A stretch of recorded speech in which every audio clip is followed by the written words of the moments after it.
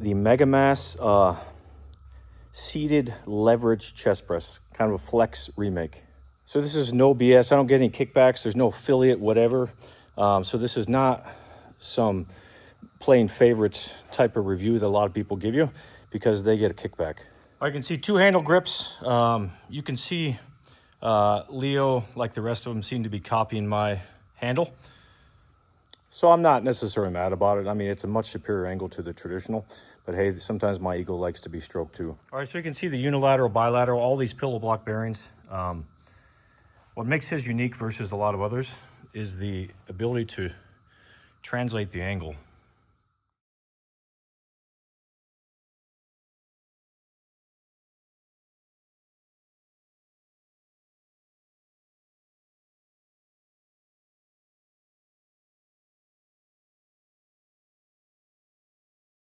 All right, so I'll give you a quick rundown. This is my third time using it.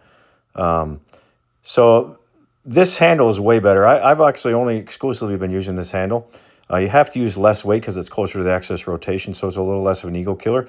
The nice thing with this handle versus the top handle, though, is you will get a little more convergence and a little bit more of a stretch. Not a ton, but a little bit. But this angle is totally money. I've showed this to you on multiple of them on the chest machines, including the Jimico, which was kind of the original.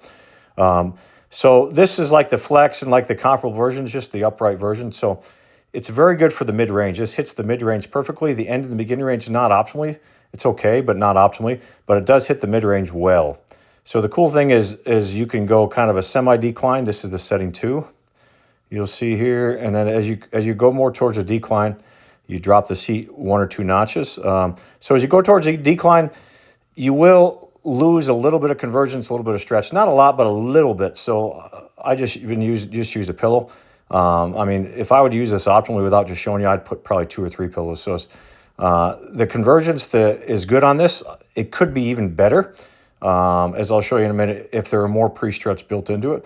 But it's very, very good. It feels very, very good in the mid-range, like I said. Phenomenal for a mid-range movement. And these handles are fantastic. I don't even know why you'd even use the top handles unless you want to lift your ego and lift a little more weight, because like I said, it's further from the axis rotation, so you can lift a little bit more weight. So you can see it does translate. You know, there's about 1.5 feet of translation with a pillow. So it's not a ton of translation, but there is some translation. But the same exact smooth feeling of the flex. You know, with the flex, I never even liked using it in the upright version because it hurt my shoulders. Partly because of the angle of the handle, partly because of the line of pressing. I prefer a slight decline line of pressing, which is why I really like this machine. This is the full decline setting. Again, you lose a little bit of pre-stretch, and you want to, you can use a pillow behind your back, but look at the line of press on that. It's a perfect line of press. A slight decline. You guys that have this machine, try it. It's better in the decline than it is in the upright, in my opinion, if you want to just stimulate your chest. Obviously, there's a little learning curve to it, but phenomenal for the mid-range. And again, I haven't even used the top handles. I'm gonna actually add to these handles as I have in many other machines here soon, and you'll see some cool stuff, which will convert it to kind of a seated to a standing press. But phenomenal in the mid-range, very, very, very smooth.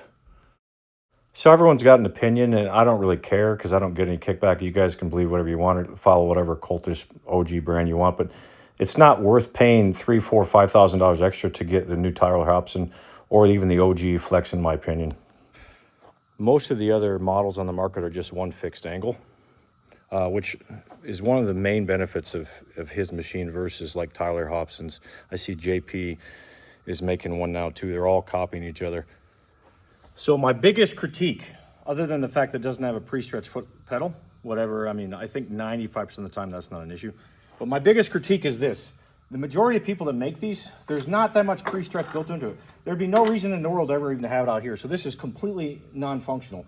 You get no stretch. So I'm a decently wide guy, chest, torso-wise. So I keep it at the one setting, and I barely get enough stretch. So I have to use a pillow even when I use it.